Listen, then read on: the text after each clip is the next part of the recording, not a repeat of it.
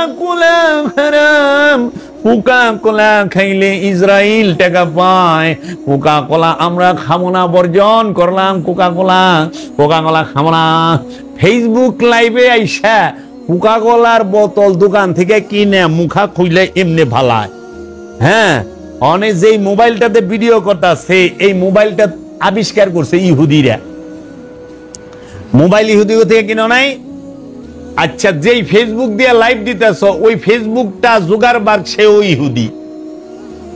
ইহুদিরাই টাকা পাইতেছে। ইউটিউব ইহুদিদের আবিষ্কার, গুগল ইহুদিদের আবিষ্কার, ফেসবুক ইহুদিদের, মোবাইল ইহুদিদের, আল্ট্রাসোনোগ্রাম মেশিন ইহুদিদের, কম্পিউটার ইহুদিদের, টিভি আবিষ্কার করছে ইহুদিরা। তুমি যে ওই যে এই যে পড়ো না, এটাও ইহুদি। যেটা দিয়ে আজান দাও মাইক, ওটাও আবিষ্কার ইহুদি। কোন মুসলমান দেশ এগুলা তৈরি করে নাই।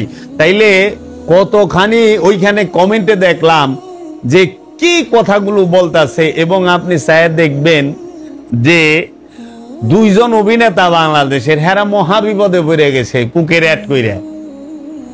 এখন ক্ষমতা জিজ্ঞেস করেন তো, যে মৌলবী মোবাইল কিনছে, মোবাইল তো ইহুদিগো বানাই না, মোবাইল ভালাও। একটা কোকা-কোলা বেচলে পয়সা লাভ হয়, পয়সা। আর একটা মোবাইল বেচলে ডলার লাভ হয়, ডলার ডলার। বুঝো নাই? 10 পয়সা লাভ হয় এক কোকা-কোলায়, আর শত শত ডলার লাভ হয় আইফোন বেচলে, শত শত ডলার লাভ হয় স্যামসাং বেচলে। তাইলে কিরে, যত কিছু মৌলবী সাহেবরা এখন কোরআনের অ্যাপ বানাইছে, গুগলে দিয়া থইছে। গুগল নিজেই তো ইহুদি গো। গুগল যে ব্যবহার করতেছে, ইহুদি টাকা পায় না? এর জন্য আলেম সমাজের উচিত হবে, এইটা তাদের প্রতি আমার একান্ত অনুরোধ এবং পরামর্শ, বাংলাদেশের সমস্ত আলেম সমাজ, তারা যদি, যারা নাকি বলেন কোকা-কোলা হারাম, ইহুদি টাকা পায়, তাদের প্রতি অনুরোধ, তারা যেন মোবাইলটা ব্যবহার করা ছাইরা দেয়, তারা যেন কম্পিউটার ব্যবহার করা ছাইরা দেয়, তারা যেন হজে হাইটা যায়, বিমানে না যায়, কারণ বিমানও ইহুদিরা বানায়। তারা যেন গুগল ব্যবহার না করে, ইউটিউব ব্যবহার না করে, ফেসবুক ব্যবহার না করে।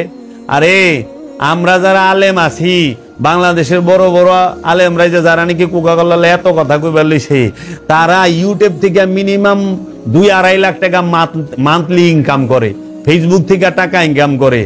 ফেসবুক থেকে টাকা ইনকাম করা জায়েজ, ইউটিউব থেকে টাকা ইনকাম করা জায়েজ, আর কোকা-কোলা খায়া ইহুদিদেরকে টাকা দেওয়া হারাম।